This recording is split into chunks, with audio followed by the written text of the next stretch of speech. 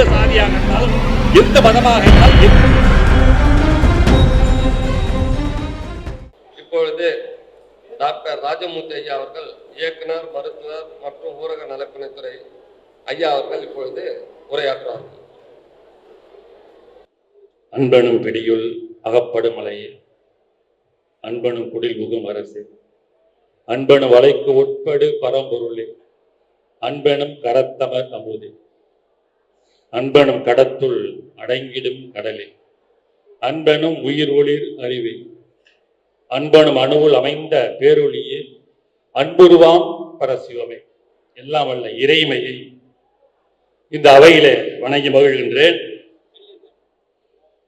திருவருட்பிரகாச வள்ளலாரின் சன்மார்க்க எழுச்சி மாநாடு மிக சிறப்பான முறையிலே மடிப்பாக்கத்தில் இந்த மன்றத்தில் நடந்து கொண்டிருக்கிறது. இந்த நிகழ்வில் வரவேற்புரையாற்றி இருக்கின்ற அன்பிற்கினிய எஸ் நரசிம்மன் அவர்களே, இங்கே மேடையில் அமர்ந்திருந்து விடைபெற்று சென்றிருக்கக்கூடிய அருமைக்குரிய பாலம் கல்யாண சுந்தரம் ஐயா அவர்களே, மேடையில் வீற்றிருக்கின்ற சபாபதி பிள்ளையினுடைய வழி பேரன் வழித்தோன்றல் வள்ளலாருடைய வழித்தோன்றல் திருமிகு கே உமாபதி அவர்களே, இந்த மாநாட்டை 14 ஆண்டு காலம் வெற்றிகரமாக உங்கள் அனைவரின் ஒத்துழைப்போடு தொடர்ந்து நடத்தி கொண்டிருக்கின்ற தயவு து சம்பத் அவர்களே, அவருக்கு ஒரு பெரிய கைத்தட்டல் கொடுத்து அப்படியே இன்னும் ஓடி ஆடி இந்த மாநாட்டு பணிகளை செய்து கொண்டே இருக்கிறார். நம்ம டாக்டர் ஐயா எனக்கு முன்பாக பேசிய மரியாதைக்குரிய பேராசிரியர் அவர்கள் சொன்னது போல அவருடைய கவனம் எல்லாம் வெளியிலே இருக்கிறது. சாப்பாடு இது வந்துருச்சா, தண்ணி கேன் வந்துருச்சா, இன்னும் என்னென்ன வர வேண்டி இருக்கிறது உட்காந்துருக்கிறார்.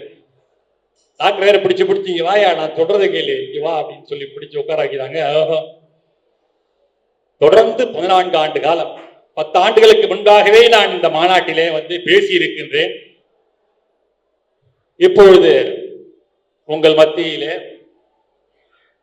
சில மணி துணிகள் பேச இருக்கின்றேன். இந்த மாநாட்டிற்கு இருக்கக்கூடிய ஒரு மிகப்பெரிய சிறப்பு,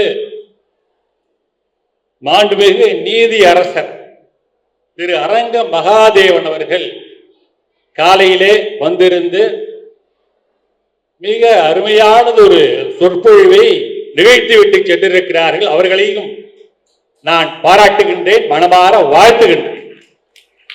இது இந்த மாநாட்டிற்கு பெருமை சேர்த்த ஒன்று. ஏனென்றால் உச்ச நீதிமன்றத்தினுடைய ஒரு நீதிபதியாக இருக்கக்கூடியவர் வள்ளலாரை படித்திருக்கிறார். வள்ளலாரை மட்டும் படிக்கவில்லை, தமிழிலே இருக்கக்கூடிய பக்தி இலக்கியங்களையும் படித்திருக்கிறார். யாருமே தொட்டு பார்க்காத, தொட்டு பார்த்தாலும் படிக்காத, படித்தாலும் நினைவில் இருக்காத சங்க தமிழையும் உள்வாங்கி கொண்டு இங்கே பேசி சென்றிருக்கிறார் என்றால் அவருடைய தமிழ் அறிவுக்கும் ஆன்மீகத்தினுடைய ஆழத்திற்கும் என்னுடைய வணக்கங்கள். இங்கே எனக்கு முன்பாக நகைச்சுவை உணர்வோடு வாழ்க்கைக்கு எது தேவையோ, இன்றைக்கு எது அத்தியாவசியமாக தேவைப்படுகிறதோ அவைகளை பற்றி எடுத்து கூறியது மட்டுமல்லாமல் அவர் சொன்ன செய்திகளை வள்ளலாருடைய சிந்தனையோடு தொடர்புபடுத்தி பேசி அமர்ந்திருக்கிறார் என்னுடைய மரியாதைக்குரிய பேராசிரியர். எனக்கு இன்னொரு பெருமை என்னவென்றால், அவரிடத்திலே படித்தவன் நான் இன்றைக்கு அவரோடு சேர்ந்து மேடையிலே அமருகிறேன் என்றால் அதுவும் எல்லாம் அவன் செய்த செயல்தான். அந்த புண்ணியம், அந்த பேரு, அந்த பாக்கியம் அது இறைமை தந்த ஒன்றாகத்தான் நான் நினைக்கின்றேன். அவருக்கு படிக்கின்ற காலத்திலே மாணவர்கள் என்பதை தாண்டி தீவிர ரசிகர்களே உண்டு. 1982 89 வரை சென்னை மருத்துவக் கல்லூரியில் நான் படித்தால் அவர் கீழ்பாக் மருத்துவக் கல்லூரியில பணியாற்றி கொண்டிருந்தார். என்னோடு பயிலக்கூடிய சென்னை மருத்துவக் கல்லூரி மாணவர்கள் அவருடைய வகுப்பை சென்று அட்டென்ட் செய்து விட்டு வருவார்கள். இசிஜி எலக்ட்ரோ கார்டியோகிராம் உங்களுக்கு எல்லாம் தெரியும், அந்த சுருள் படம், அந்த சுருள் படம் ஓடுத மேல ஏறி கீழே இறங்கிறது, அது கிளாஸ் எடுக்கிறது சாதாரண விஷயம் அல்ல. எல்லா பேராசிரியராலும் எளிமையாக புரிந்து கொள்ளும்படி சொல்ல இயலாது. சில பேர் அறிவை தேக்கி வைத்திருப்பார்கள், அதை எப்படி வெளிப்படுத்துவது என்று தெரியாமல் இருப்பார்கள். ஆனால் நம்முடைய ஐயா அவர்கள் மிக சிறப்பான முறையிலே எலக்ட்ரோ கார்டியோகிராம் அதை சொல்லித் தந்தவர். இதய சிகிச்சை நிபுணர். இன்றைக்கு சென்னையிலே பல இதய சிகிச்சை நிபுணர்கள் வந்துவிட்டார்கள், இன்னும் வந்து கொண்டே இருக்கிறார்கள். ஆனால் என்னை பொறுத்தவரையிலே சென்னையிலே இருக்கக்கூடிய ஒரு மூத்த இருதய சிகிச்சை நிபுணர் யார் என்றால், மரியாதைக்குரிய அவருடைய பெயரை என்னால் சொல்ல முடியாது, அவர்தான். அவர் சிறந்த அறிவுரைகளை உங்களிடம் சொல்லி இருக்கின்றார். நீங்கள் எல்லாம் பல கேள்விகளை அவரிடத்திலே கேட்டீர்கள். தூக்கத்தை பற்றி இறுதியாக சொன்னார். உள்ளபடியே இந்த தூக்கம் தான் ஒரு மிகப்பெரிய பிரச்சனையாக இருக்கிறது. இரவு மேட்ச் பார்த்துட்டு 11:30 மணிக்கு தான் மேட்ச் எல்லாம் இப்ப முடியுது. ஐபிஎல் நேற்று கூட ராஜஸ்தான் ராயல்ஸுக்கும் இந்த லக்னோ அடிச்சானுங்க, கடைசியில் 2 பால்ல மிஸ் ஆகிட்டானுங்க. வேற வழியே இல்லை, பார்த்துட்டு லேட்டா படுத்தப்பனா சில நேரம் தூக்கம் வர 10 மணிக்கெல்லாம் சரியா படுத்தாதான் எனக்கு தூக்கம் வரும். எனக்கு ஒரு அது மனசுல நானே செட்டப் பண்ணி வச்சுட்டது, 9:30 to 10 படுத்துடணும், அப்பதான் நமக்கு தூக்கம் வருது. ஆனா சில நேரம் அப்படி முடியாது. மேட்ச் பார்க்க போனோம்னா 11:30 ஆயிடும். அப்புறம் கார் எடுத்துட்டு வீட்டுக்கு வரதுனா 12:30 ஆயிடும். ஆஹா 12:30 இப்பவே ஆயிடுச்சே, காலையில எழுந்துச்சு வாக்கிங் வேணுமே, இன்னும் 5 மணி நேரம் தானே இருக்கு, அதுக்குள்ள தூங்கி ஆகணும் கட்டாயப்படுத்தணும்னு வச்சுங்க, தூக்கம் வரவே வராது. அது எப்பொழுது வரும் யோசிச்சுட்டே படுக்க வேண்டியதான். மணி என்ன ஆச்சு, கிடையாத பார்ப்போம், ஆஹா மணி 12:30, கொஞ்ச நேரம் தூக்கம் வர, திரும்பி முடிச்சு பார்ப்போம், மணி 1, ஐயோ 1 ஆயிடுச்சா, திரும்ப தூக்கம் வர 1க்கு வரும், அப்பதான் யூரின் வரும், போயிட்டு வரும், அப்ப பார்த்தா 1:30 ஆயிடும். ஆஹா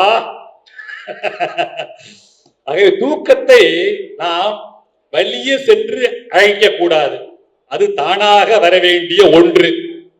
அதை மிக சிறப்பாக எடுத்து சொன்னார்கள். கொரட்டையை பற்றி சொன்னார்கள்.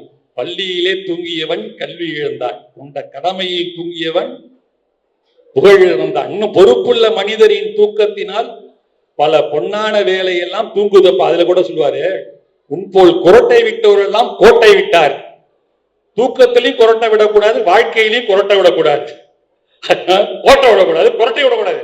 சில பேர் பகல்ல உட்காந்துட்டு கொட்டை விட்டுருப்பான், சேர்ல தான் உட்காந்து திடீர்னு பார்த்தா ஒரு சத்தம் கேட்கும், 2 நிமிஷம் தூங்கி எழுந்துப்பான். என்ன ஆச்சு அப்படின்னா, ஐயோ சார் பேசிட்டு இருந்தார்கள், என்ன சொன்னாரு, அது மாதிரி கோட்டையும் விடக்கூடாது குரட்டையும் விடக்கூடாது. ஐயா அவர்கள் சொன்னார்கள், மரணத்தை பற்றி எல்லாம் கேள்வி கேட்டார்கள்.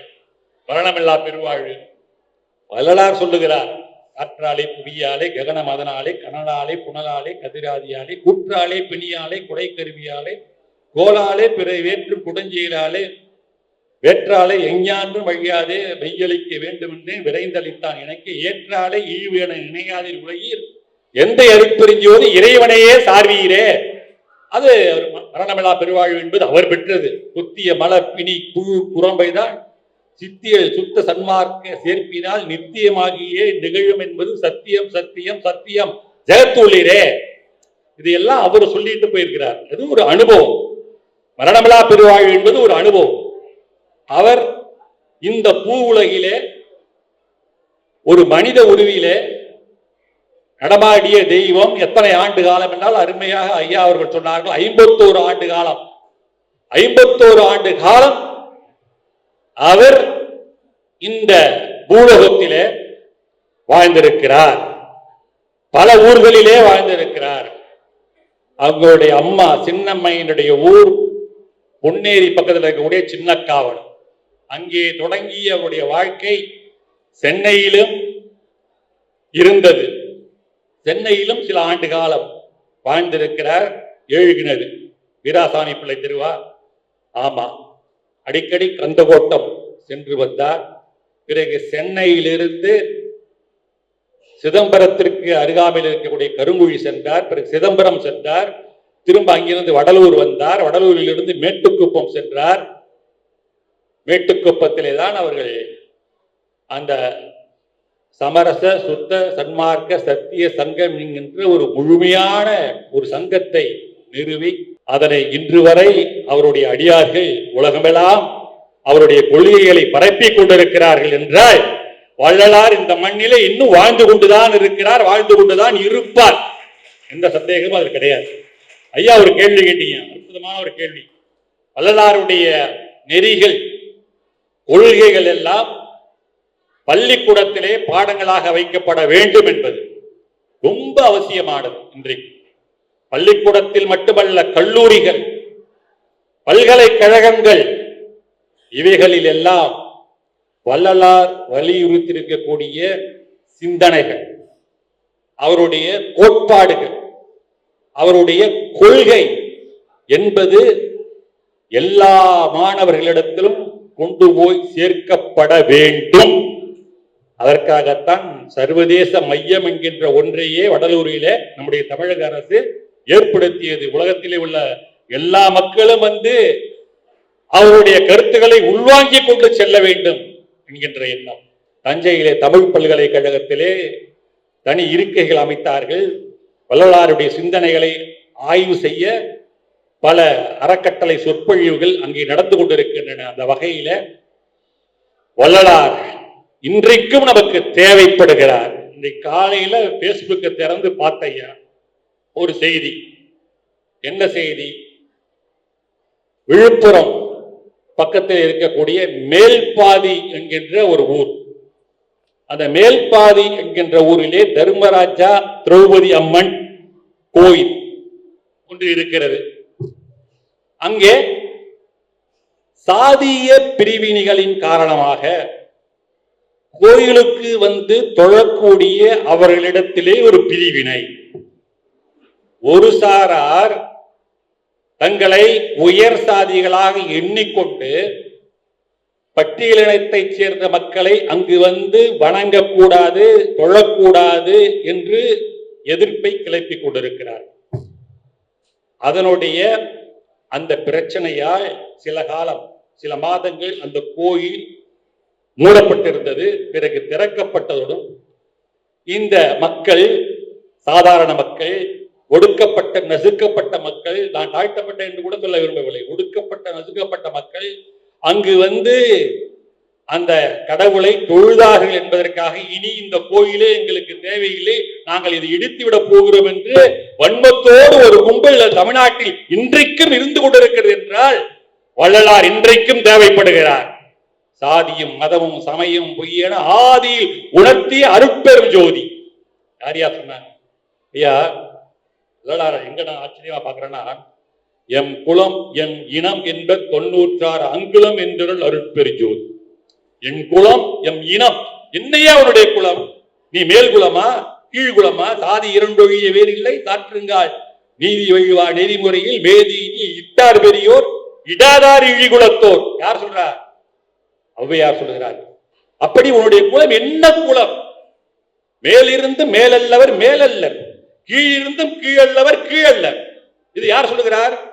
வள்ளுவர் சொல்லுகிறார் தன்னுடைய திருக்குறள். என்ன பொருள்? நீ மேல் வகுப்பு, நீ மேல் சாதி, நீ மேல் வருடம், நீ மேல் குலம் என்றெல்லாம் சொல்லிக்கொண்டு தாழ்ந்த எண்ணங்களை உன்னுடைய மனதிலே தேக்கி வைத்துக் கொண்டு பொறாமை உணர்வோடு, காழ்ப்புணர்ச்சியோடு, வஞ்சகத்தோடு வேறுபாடுகள் பார்த்து கொண்டிருந்தால் நீ மேலானவன் அல்ல, நீ கீழானவன் தான். மேலிருந்தும் உயர்ந்த பண்புகள் இல்லாதவன் மேலானவன் அல்ல, கீழிருந்தும் கீழான பண்புகள் இல்லாதவன் கீழானவன் அல்ல. திருக்குறள் அதனை வலியுறுத்த வந்தவர் தான் யார்? நம்முடைய வள்ளல் பெருமானார். அருமையா சொன்னார் நம்முடைய நீதிபதி ஐயா. அகத்து கருத்து புறத்து வெளுத்திருந்த உலகர் அனைவரையும் சகத்தே திருத்தி சன்மார்க்க சங்க தடைவித்திட அவரும் இகத்தே பரத்தை பெற்று மகிழ்ந்திடதற்கென்று என இந்த யுகத்தை இறைவன் வருவிக்க உற்றேன் அருளை பெற்றேனே. அற்புதமான சிந்தனை. அவர் எதற்காக இங்கே வருவிக்க உற்றார் என்பதை தீர்க்கமாக தெளிவாக சொல்லிவிட்டார். அகத்து கருத்து புறத்து வெளுத்திருந்த, இன்றைக்கு அதுதான் விழுப்புரத்துல அகத்து கருத்து புறத்து வெளுத்து இருக்கிறார்கள். அவர்களை சகத்தே திருத்தி இப்பவே அவர்கள் வாழக்கூடிய அந்த காலகட்டத்திலேயே வாழ்நாளிலேயே அவர்களை அப்படியே திருத்த வேண்டும். அவர்களை எல்லாம் சன்மார்க்க சங்கத்திற்கு கொண்டு வர வேண்டும். அவர்களும் இகத்தே பரம், இகத்தேனா இதுதான் நான் வாழக்கூடிய இம்மை உலகம். இம்மையை இகம் என்பார்கள், இகம் பரம் என்பார்கள், இம்மை மறுமை என்பார்கள். மறுமை என்று ஒன்றை இனி சிந்திக்கலாம், தொடர்பு படுத்தலாம். ஆனால் அதை உறுதிப்படுத்த முடியுமா? உயிரோடு இருப்பவர்கள் சென்று பார்க்க முடியாது சொர்க்கத்தையும் நரகத்தையும். இறந்தவர்கள் எவரும் வந்து சொன்னதில்லை சொர்க்கத்தையும் நரகத்தையும். எங்கேயாவது யாராவது சொல்லியிருக்காங்களா? உமாவதி ஐயா சொர்க்கத்தை நரகத்தை மூதாதையும் எங்க தாத்தாவோட தாத்தா ஏதோ தவசத்துக்கு கொடுக்குறோமே இந்த பிண்டெல்லாம் வச்சு கூப்பிடுவாங்களா? யாராவது வந்து சொல்லியிருக்காங்களா? சொர்க்கம்னா ராஜமூர்த்தி அப்படி இருந்துச்சு, அப்படியே 5 ஸ்டார் ஹோட்டல் மாதிரி ஐடிசி சோளா மாதிரி இருந்துச்சு, விதவிதமா பஃபே இங்க வச்சிருக்காங்களா? அங்க என்னென்ன ஐட்டம் வச்சிருக்காங்க தெரியுமா? ஆஹா ஓவன் யாராவது சொல்ல முடியுமா? அது கற்பனையான ஒன்று அல்லது ஒன்று இருக்கலாம் என்று யூகிக்கப்பட்ட ஒன்று. புத்தேல் உலகு என்று திருவள்ளுவர் சொல்வார். அது உண்டா இல்லையா யாருக்கும் தெரியாது. ஆனால் வாழ்ந்து கொண்டிருக்கக்கூடிய இந்த வாழ்க்கை என்பது உண்மையானது. ஆகவே இந்த உண்மையான வாழ்க்கையிலே சொர்க்கம் என்று ஒன்று இருந்தால் அது எப்படி இருக்குமோ அப்படிப்பட்ட சொர்க்கத்தை ஏன் இப்பொழுதே உருவாக்க கூடாது? அதற்காக வருவிக்க உற்றவன் தான் நான். யார் சொல்லுகிறார்? வள்ளல் பெருமனார்.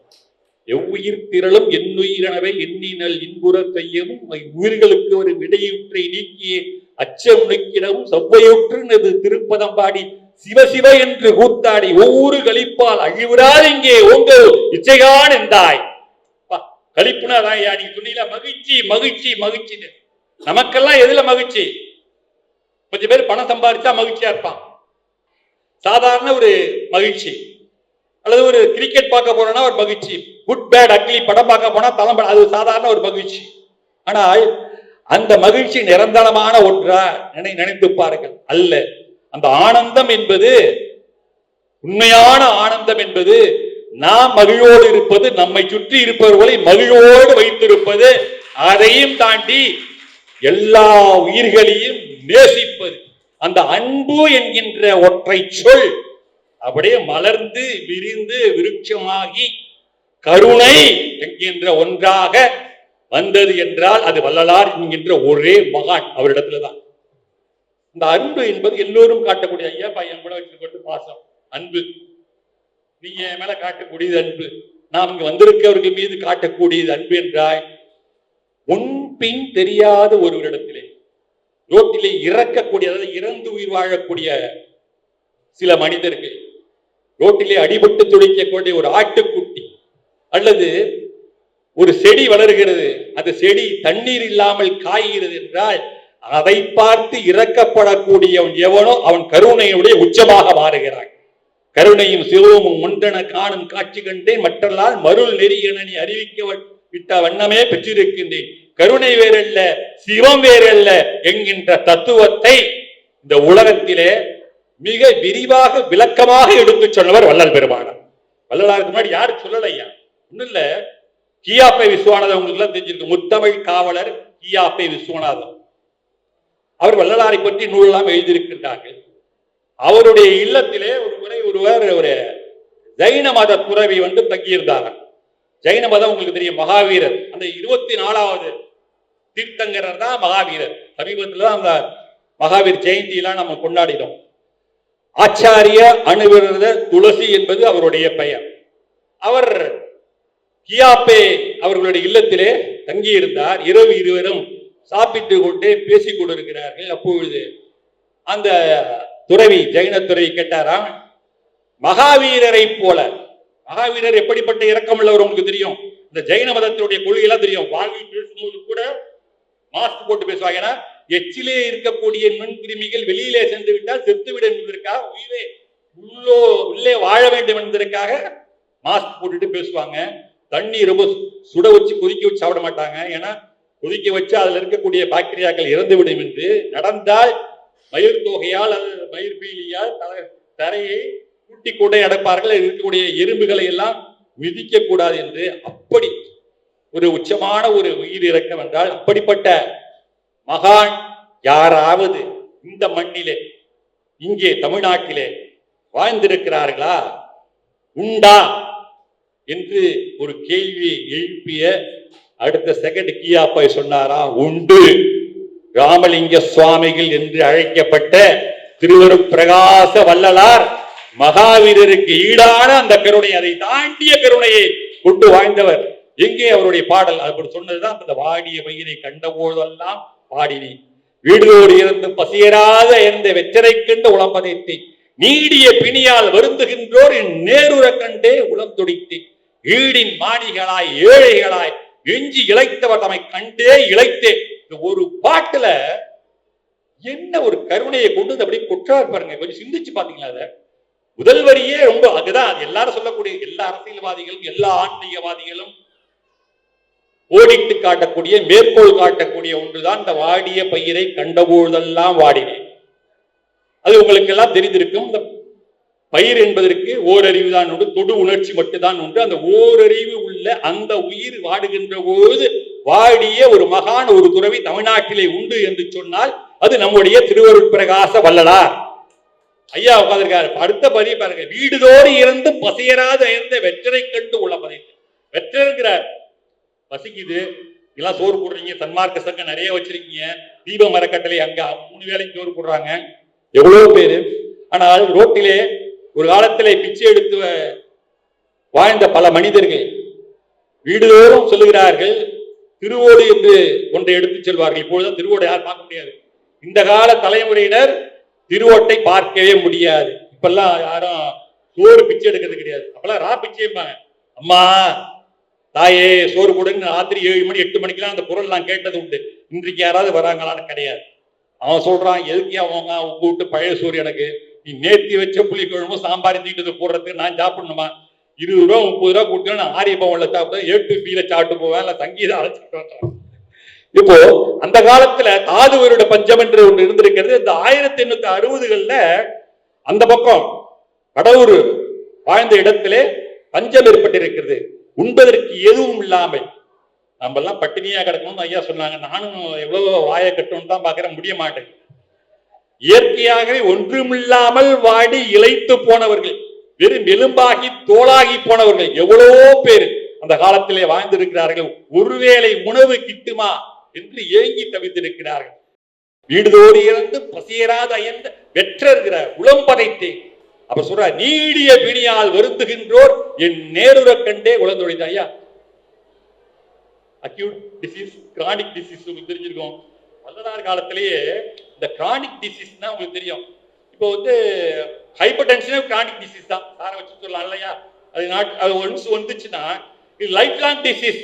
இப்போ ரத்த கொதிப்புன்னு ஒன்று வந்துருச்சுன்னா நாம மாத்திரை எடுக்க ஆரம்பிச்சிட்டோம்னா, சார் இந்த மாத்திரை எப்ப நிறுத்தலான்னு கேட்பான் சில பேர் டாக்டர்கிட்ட. ஒரு சங்கடமான ஒரு கேள்வி, நீ மாத்திரை நிறுத்தவே விட அப்புறம் வாழ்நாள் பூரா சாப்பிட்டுட்டே இருக்குமா?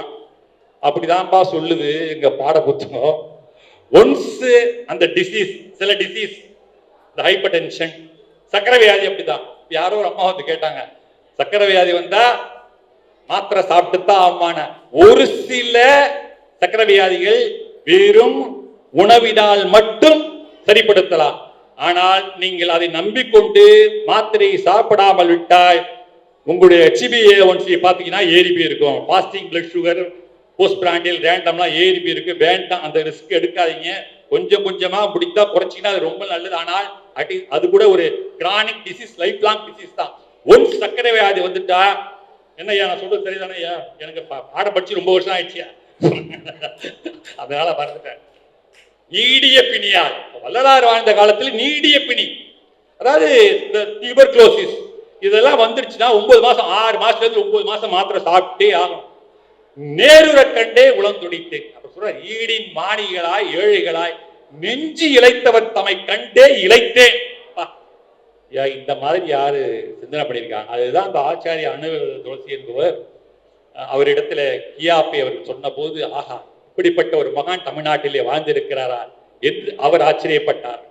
ஏன் அவரை நாம் இன்னும் போற்றி கொண்டிருக்கிறோம், கொண்டாடி கொண்டிருக்கிறோம் என்றால், இங்கே நீதிபதி அவர்கள் சொன்னது போல தமிழை தன்னுடைய வாழ்நாள் முழுவதும் நேசித்தார் வள்ளல் பெருமானார். தமிழ் இடம்பத்தையும் ஆறாவரத்தையும் பொதுபோக்கையும் உண்டு பண்ணுகின்ற ஆரிய முதலான பாசைகளில் என்னுடைய ஆசை செல்ல ஒட்டாது.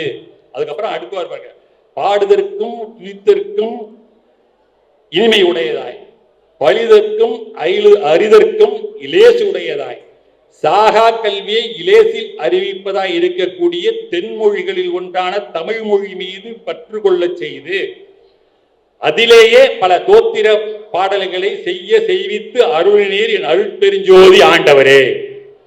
பாருங்க, பாடுதற்கும் துதித்தற்கும் இனிமை உடையது. தமிழை பாடும்போது எப்படி இருக்கு?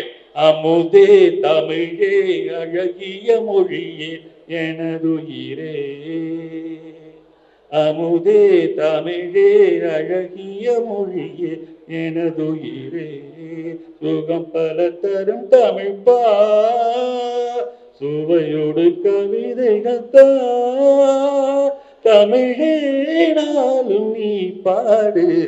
நான் கேவலமா பாடுறேன், இதுவே ஒரு அளவுக்கு சுமாரா இருக்குன்னா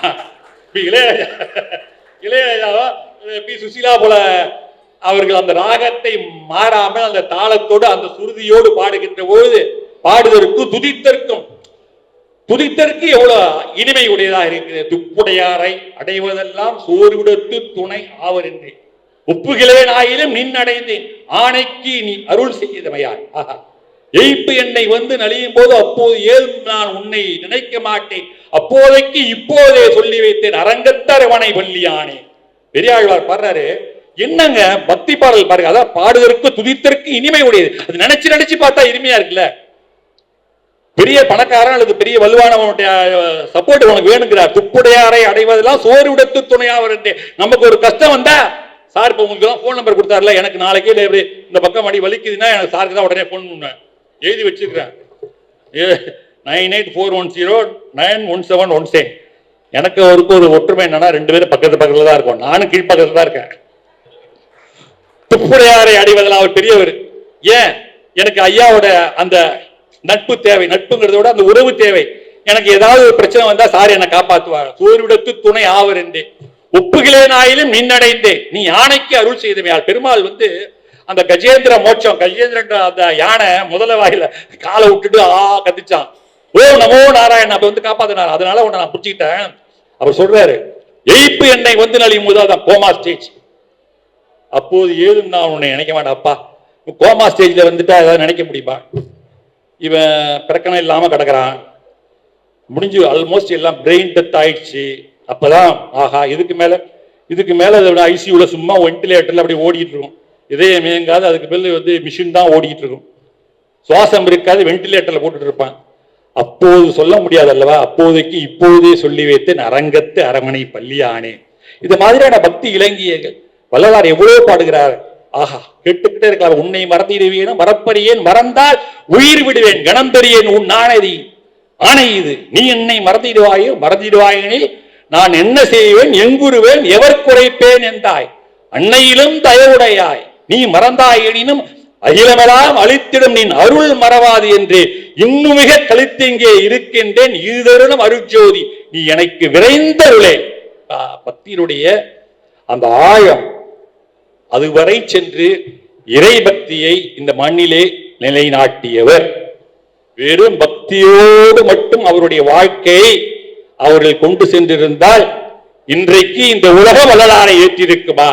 அந்த பக்தி என்பதை பிற உயிர்களுக்கு செய்யக்கூடிய தொண்டாக, பிற உயிர்களுக்கு செய்யக்கூடிய அந்த தொண்டு, அந்த ஜீவகாருண்யமே மோட்ச வீட்டின் திறவுகோல் என்கின்ற தாரக மந்திரத்தை இந்த பூமியிலே விதைத்து சென்றவர் வள்ளலார் என்கின்ற அது ஒப்பற்ற ஞானி.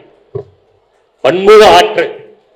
வள்ளலாருக்கு முன்னாடியும் சரி, அவருக்கு பின்னாடியும் சரி, அதாவது இந்த மல்டி ஃபேசட் பர்சனாலிட்டி. இப்ப நான் டாக்டரா இருக்கேன்னா, நான் பேசுறேன்னா, ஏன் இப்படிப்பட்ட ஒருவர் 51 வயசுக்குள்ள 100 வயசு வரல வாழலாம், 120 வயசு கூட வாழலாம். ஆனா அவர் 51 வயசுலேயே கிட்டத்தட்ட 500 ஆண்டுகள் செய்த பணிகளை எல்லாம் 51 வயசுல முடிச்சிட்டாங்க. எத்தனை காலம் மனிதன் வாழ்ந்தான் என்பது கேள்வி இல்லை, அவன் எப்படி வாழ்ந்தான் என்பதை உணர்ந்தால் வாழ்க்கையில் தோல்வி இல்லை, வாழ்க்கையில் தோல்வி இல்லை.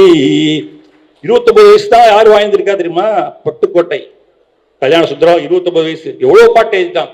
திருடாதே பாப்பா திருடாதே, வறுமை நிலைக்கு பயந்து விடாதே, திறமை இருக்கு மறந்து விடாதே, திருடாதே. ஐயா 29 வயசுல செஞ்சுட்டாங்க. 39 வயசுல பாரதி போயிட்டான். ஆஹா, அவனு ஒரு சித்தன் தான். எனக்கு முன்னால் பல சித்தர்கள் இருந்தாரப்பா, நானும் ஒரு சித்தன் வந்தேன் இந்த நாட்டில். 39 வயசு தான். ஆனால் இன்றைக்கு வாழ்ந்து கொண்டு இல்லையா? விவேகானந்தர் 39 வருஷம் தான். ஆகவே ஒரு அரை நூற்றாண்டு காலம் இந்த பூமியிலே வள்ளலார் வாழ்ந்தாலும் அவர் ஒரு மிகப்பெரிய கவிஞராக, ஒரு மிகப்பெரிய புலவராக. ஐயா, நான் தமிழ்லாம் நான் படிக்கல. நான் எம்பிபிஎஸ் படித்தேன், டிசிஎஸ் படித்தேன், அதை டிப்ளமா இன் சைல்டு ஹெல்த் படித்தேன். ஆனால் அதற்கு பிறகு வள்ளலாருடைய தமிழை எடுத்து வாசிக்கின்ற பொழுது, அவருடைய வரலாற்றை படிக்கின்ற பொழுது, தமிழிலே இருக்கக்கூடிய அத்துணை பாவகைகளிலும் பாடல் செய்த ஒரு தமிழறிஞர் யார் என்று பார்த்தால் அது வள்ளலார் ஒருத்தர் தான். கிட்டத்தட்ட அது யாப்பு வகைகள் என்று சொல்வார்கள். வெண்பா எழுதுவது என்பது சாதாரண விஷயம் என்றாங்க. இங்க வந்த தமிழ் புலவர்கள் யாராவது இருந்தா சொல்லுங்களேன், யாராவது கைத்தெடுக்க பார்ப்போம். தமிழ் புலவர்கள் அதாவது யாப்பு வகை படிச்சா, உப்பிருந்த ஓடோ ஒதியோ உலாப்பினமோ வெப்பிருந்த காடோ வினைச்சுமையோ செப்பரியன் கண்ணப்பருக்கு கணியணையாய் நிற்பனையா துண்ணப்பருக்கு உடம்பு சிவனேச வெண்பா. 100 சிவனேச வெண்பா ஒரே நாள் இரவிலே எழுதி முடிக்கிறார் என்றால் அது வள்ளலார் என்கின்ற அந்த மாபெரும் அறிவு ஜீவி. யாரிடத்துல படித்தார்? கற்றதும் நின்னிடத்தே கேட்டதும் நின்னிடத்தே என்கிறார். இறைவனிடத்திலே படித்ததாக சொல்கிறார். ஆனால் காஞ்சிபுரம் சபாபதி முதலியார் என்ற ஒரு இடத்திலே தமிழ் பயின்றிருக்கிறார். தன்னுடைய அண்ணன், அவரு பேர் தான் சபாபதி, அவரிடத்திலே சபாபதி பிள்ளையிடம் அவர் தமிழ் படித்திருக்கிறார். அப்படி படித்த ஒரு வெண்பா எழுதுகிறார். இன்னைக்கு போட்டிருக்காங்களே அருள் பெருஞ்சோதி அகவல், அது எழுதிய நாளை முன்னிட்டு 14ஆம் ஆண்டுன்றாங்க. 1596 அடிகள். காலையில எடுத்தோட நிச்சயமா அது பண்ணிருப்பாங்க. ஒவ்வொரு தன்மார்க்க நிகழ்விலும் முதலாக இந்த அகவலை வாசிக்கிறார்கள். 1596 அடிகள். அது ஆசிரியப்பா என்கின்ற அகவல் பா. இவ்வளவு நீண்ட நெடிய பாடலை தமிழ் இலக்கிய உலகத்திலே வள்ளலாருக்கு முன்பாக யாரும் எழுதவில்லை. ஆசிரியப்பாவினுடைய இலக்கணத்தை வகுத்த தொல்காப்பியர் கூட அதற்கு ஒரு லிமிட் சொல்றாரா, 1000 அடிகள், 1000 அடிகளை மிகக்கூடாது என்று. ஆனால் அந்த மரபுகளையும் உடைக்கிறார் வள்ளல் பெருமானார். 1596 அடிகளை கொண்ட அருட்பெருஞ்சோதி அகவல். உங்களுக்கு எல்லாம் தெரியும், அதை அகரத்தில் அந்த ஆரம்பிச்சு கடைசியில் திரும்பி அருட்பெருஞ்சோதி அருட்பெருஞ்சோதி கொண்டு வந்து முடிச்சிருப்பார். அதுல இல்லாத விஷயங்களே கிடையாது. அவ்வளவு விஷயங்களை உள்ளடக்கி, அதே போல கலிப்பா, இன்னும் அகருப்பா, ஆசிரியப்பா, வெண்பா, விருத்தப்பா, விருத்தத்திலே உயர் கம்பன் என்று சொல்வார்கள். அவருடைய பாடல்களில் கோடையிலே இலைப்பாற்றிக் கொள்ளவை கிடைத்த குளிர் தருவே தருவேல நேழு கணித கணியே கோடையிலே உருகின்ற தீஞ்சுவை தண்ணீரே உகந்த தண்ணீரடி மணந்த சுகந்த மணமலரை மேடையிலே வீசுகின்ற மெல்லிய பூங்காற்றை மின்காற்றில் விளை சுகமை சுகத்தில் ஒரு பயணி ஆடையிலே இணை மணந்த மணவாள அம்பலத்தை ஆடு அரசை என் நலங்கள் அணிந்துள்ளே. ஒரு விருத்தப்பா நிறைய சொல்லிட்டே போகலாம். தனித்தனை மூக்கணி விழிந்து வடித்து ஒன்றாய் கூட்டி சர்க்கரையும் கற்கண்டின் பொடியும் கலந்தே தனித்த நருந்தேன் போது பசுபால் தெங்கின் தனிப்பாலும் சேர்த்து ஒரு தீம்பெரு பிடியும் விரைவி இனித்த நறுனை இழந்தே இளஞ்சூட்டி நிறைக்கி எழுத்த சிலை கட்டி இனம் இனித்திருந்தல்லமதே அனித்தவர திருப்பதுவில் விலங்கு நடத்தரசே அடிமலருக்கு என் சொல்லலியாம் அலங்கள் அணிந்தவர்களே. ஆக எவ்வளவு பாட்டியா! புண்படா உடம்பும் புறைபடா மனமும் பொய்படா ஒழுக்கமும் புரிந்து கண்படாது உண்பனையை கழுத்தில் வைத்து ஏற்றுவதற்கு இசைத்தேன் உண்பனை நினைன் உடுப்பனை நினைனும் உலகரை நம்பலேன் எனது நண்பனே நலஞ்சார் பண்பனே உனையே நம்பினேன் கைவிடே இணையே. எவ்வளவு பாடல்! எல்லாம் விருத்த பாடல் அடிச்சு நொறுக்கிறார். 6000 பாடல்கள் 6 திருமுறைகளாக. அப்பதான் நம்ம யோசிச்சு பார்க்கணும். வெறும் பாட்டை மட்டும் எழுதி அப்படியே போட்டு இதெல்லாம் நீங்க படிச்சுக்கோங்க அப்படின்னு போயிருந்தா கூட இன்றைக்கு சொக்கலிங்க ஐயாவோ ராஜமூர்த்தியோ இன்றைக்கு தமிழக முதல்வரோ வாஜ்பாயோ அவரை பற்றி பேசுவார்களா, சிந்திப்பார்களா? அவர்களுக்காக ஒரு தமிழக அரசே ஒரு இயக்கத்தை முன்னின்று நடத்துகிறது என்று சொன்னால் அவர் மக்களை நோக்கி திரும்பினார், பிற உயிர்களை நோக்கி திரும்பினார், அனைவரையும் சமமாக பாவித்தார். அந்த சமத்துவம் வள்ளலார் பார்த்த அந்த சமத்துவம் என்பது ஒட்டாரும் உயர்ந்தாரும் தாழ்ந்தார் எவரும் ஒருவராகி உலகியல் நடத்த வேண்டும். எப்ப 19ஆம் நூற்றாண்டுல கார்ல் மார்க்ஸ் கிட்டத்தட்ட அதே காலத்துல வாழ்ந்திருக்கிறாரு. கார்ல் மார்க்ஸுடைய வாழ்க்கையை நீங்க படித்து தான் தெரிஞ்சிருக்கும். ஆபிரகாம் லிங்கன் கிட்டத்தட்ட 1865 தான் அவர் அமெரிக்காவுடைய ஜனாதிபதியார். ஆபிரகாம் லிங்கன் அவர்களுடைய எண்ணமும் இங்கே தமிழ்நாட்டிலே வாழ்ந்த வள்ளலாருடைய எண்ணமும் ஒன்றாக இருந்திருக்கிறது. இன்னும் சொல்ல போனால் வள்ளலார் காட்டியிருக்கக்கூடிய அந்த சமத்துவம் என்பது அவர்கள் தந்த சமத்துவத்தை விட வேறானது ஒரு சமத்துவம். எல்லோரும் ஒன்று, எல்லோரும் ஓர் குலம், கள்ளவாதனையை களைந்து அருள் நெறியை காதலித்து ஒருமையில் கலந்தே உள்ளவாறு இந்த உலகமெல்லாம் களிப்புற்று ஓங்குதல் என்று வந்து உருமம். அப்படிப்பட்ட ஒருமை இப்படி சொல்லிட்டு போயிட்டாரு 19ஆம் நூற்றாண்டிலேயே. இங்க விழுப்புரத்துல இது ஏன் சாமி, இது நான் தான் கும்பிடணும், அவன் வந்து கும்பிடக்கூடாதுன்னு சொல்லிட்டு அலையிறானே. அப்ப எம்புலம் என் இனம் என்ற 96 அங்குலம் அங்க வர திரும்பி விட்டுறதுக்கு வரான். எல்லாரும் அவன் கையால எத்தனை ஜான் இருப்பான், 8 ஜான் தான் இருப்பான். 96 அங்குலம் தான் ஆவரேஜ் ஹைட். நீ பெரிய பணக்காரங்கிறதுனால 7 அடி 8 அடி வளர முடியுமா? நீ பெரிய உயர்ந்த ஜாதி, உனக்கு அடையாளம் பல, அதெல்லாம் சொல்ல வரும்ல. ஐயோ கொடுமை கொடுமை. நீ வந்து உயரமா வளர முடியும், இடம் அதிகமா இருக்குமா, இடம் அதிகமா போச்சுன்னா போயிடும், ஆள் சீக்கிரம் புட்டுட்டு போயிடும். ஐயா சொன்னாங்க. இப்ப ஆவரேஜ் ஹைட் என்பது 96 அங்குலம் என்கின்ற போது அது எந்த வருணமாக இருந்தாலும், எந்த சாதியாக இருந்தாலும், எந்த மதமாக இருந்தாலும், எந்த சமயமாக இருந்தாலும் அந்த ஒன்று, அப்படிப்பட்ட ஒன்று என்கின்ற ஒருமை என்கின்ற எண்ணம் நமக்குள்ளே வர வேண்டும். வள்ளலார் அப்படிப்பட்ட ஆண்மையே ஒருமைப்பாட்டு உரிமையை நமக்கு வழங்கி சென்ற ஒரு மகான். யாரும் அவளை போல சிந்திக்கவில்லை, அவரை போல சிறந்த கருத்துக்களை வலியுறுத்தி தரவும் இல்லை. 2 விஷயம் தான். ஒன்னு சத்து விசாரம், என்று புரோபகாரம். இந்த சத்து விசாரம் என்பது ஐயா அவர்கள் அற்புதமா சொன்னாங்க.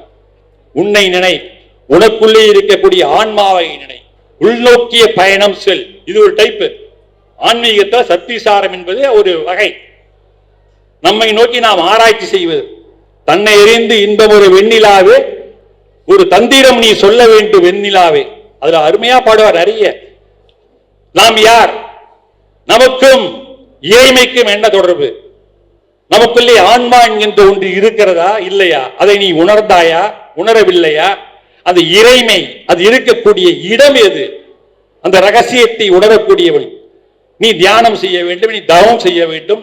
உள்நோக்கிய பயணம் என்பது அவசியம். சத் விசாரம் என்று அற்புதமாக சொல்கிறார்.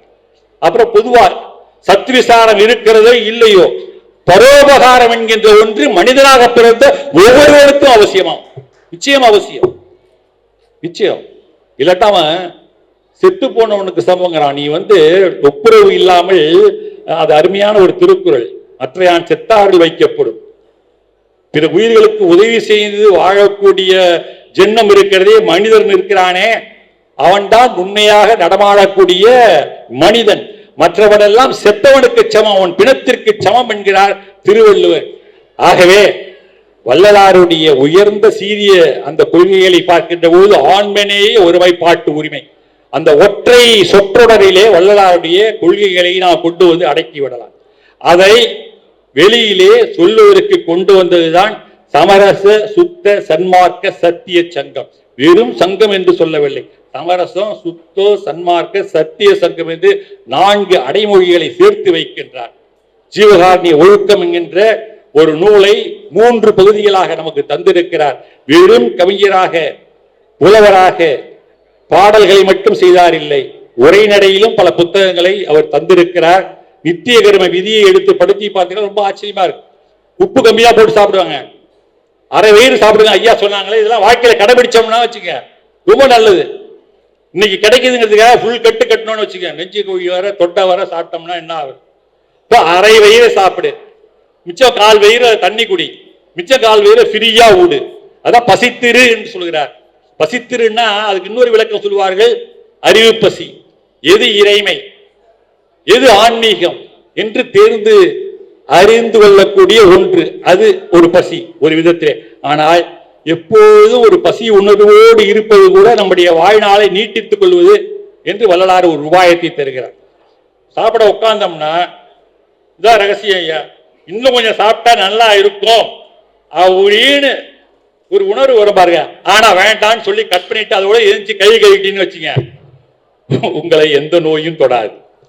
வாயை கட்டினா போதும், பல நோய்கள் இருந்து நாம விடுதலை நிச்சயம். வள்ளலார் அந்த அந்த மந்திரத்தை, அந்த தந்திரத்தை நமக்கு சொல்லி இருக்கிறார். அதை தான் நம்முடைய ஐயா அவர் கிட்டத்தட்ட 3/4 மணி நேரம் நமக்கு பேசினாங்க. அடுத்து இந்த மனதை எப்பொழுதும் உற்சாகமாக வைத்திரு. வள்ளலார் பல பாடல்களை தந்தார், ஒரே நடையில சொல்றார். ரொம்ப ஆச்சரியமா இருக்கு, எப்பொழுதும் உற்சாகத்தோடு இரு. சில பேர் உட்காந்து என்னைக்கோ போனத நினைச்சுக்கிட்டு நீ உட்காந்து யோசனை பண்ணிட்டே இருப்பான். அன்னைக்கு மட்டும் அந்த ட்ரெயினை நான் விடாம இருந்தா என்னைக்கு போன வருஷத்துல ஏண்டாப்பா அது தேவையா, அது போயிடுச்சு. அல்லது நம்ம விட்டு போனவர்கள் எவ்வளவு அதை நினைத்து கொண்டு வாடிக்கொண்டு இருப்பதை விட இன்றைக்கு இந்த நிகழ்வு இப்போது நடக்கக்கூடிய இதுதான் நிகழ்காலம். இந்த நிகழ்காலத்திலே நீ மகிழ்வாக இரு என்கின்ற ஒரு உயர்ந்த சிந்தனை. அடுத்தது சொல்றார் பயம் பூஜ்யங்கிறார். ஆகாரம் அறை என்று சொன்னார். நித்திரை அறைக்கால் அது அவருக்கு, நமக்கெல்லாம் இல்லை. இங்கதான் ஒரு வேறுபாடான கருத்துக்கள் வரும். ஐயா சொன்னாங்க 8 மணி நேரம் ஒரு மனிதர் ஒரு நாளைக்கு தூங்க வேண்டும்னா சாதாரண ராஜமூர்த்தி போன்றவர்கள் வந்திருக்க புகழேந்தியை போன்றவர்கள் இவங்கெல்லாம் லௌகீக வாழ்க்கையில உள்ள நமக்கெல்லாம் 8 மணி நேரம் இல்லாவிட்டாலும் 6 மணி நேரம் உறக்கம் என்பது அவசியமாக இருக்கிறது. ஆனால் அவர் சொல்கிறார் ஆகாரம் அறை நித்திரை அரைக்கால் என்கிறார். அரைக்கால் என்றால் 3 மணி நேரம். 3 மணி நேர உறக்கமே போதும் என்று அவரை போன்ற ஞானியர்கள் சொல்கிறார்கள். அவரெல்லாம் தவத்திலே யோகத்திலே இருப்பவர்கள், தன்னுடைய எனர்ஜியை அனாவசியமாக வெளியிலே செலவு செய்யாதவர்கள். ஆனால்லாம் நம்மெல்லாம் அப்படின்னு பார்த்தீங்கன்னா சாதாரண வாழ்க்கையில் இருக்கக்கூடியவர்கள், சாதாரண மனிதர்கள். நமக்கெல்லாம் இந்த 6 மணி நேரம் தூக்கம் என்பது ஐயா அவர்கள் சொன்னது போல ஒரு அவசியமாக இருக்கிறது. பயம் பூஜ்யம் ரொம்ப முக்கியம். அது என்ன பயம்? மனுஷனுக்கு வரக்கூடிய பயங்கள்ல மோசமான பயம் மரண பயம்தான். இதோட நான் நிறைய செஞ்சுக்கிறேன். மரண பயம் என்பது ஆஹா மரண பயத்தை காட்டிட்டான்டான்னு சொல்லுவான் சில பேர். கொஞ்ச நேரத்தில் அவன் பார்த்து அவன் மூஞ்ச பாத்தியா ஒண்ணு வேண்டாம். ஹார்ட் அட்டாக் வரும்போது சில பேர் மூஞ்சி பார்த்தீங்கன்னா ஆண்டுவான், இந்த பக்கம் வலிக்குது சொல்லிடுவான், இந்த பக்கம் வலிக்குதா இது ஹார்ட் அட்டாக்கா இருக்கலாம் அப்படின்னு சொல்லும் போதே பாதி வாங்கிடுவான். பாம்பு கடிச்சு சாவறதை விட பாம்பு நம்ம கடிச்சிடுச்சு ஆஹா ஆகான்னு சொல்லி உயிர் போனவங்களாம் உண்டு. இது உண்மைங்க, நான் பார்த்துக்கிறேன். மருத்துவரை கொண்டாட வந்திருக்கின்றோம்.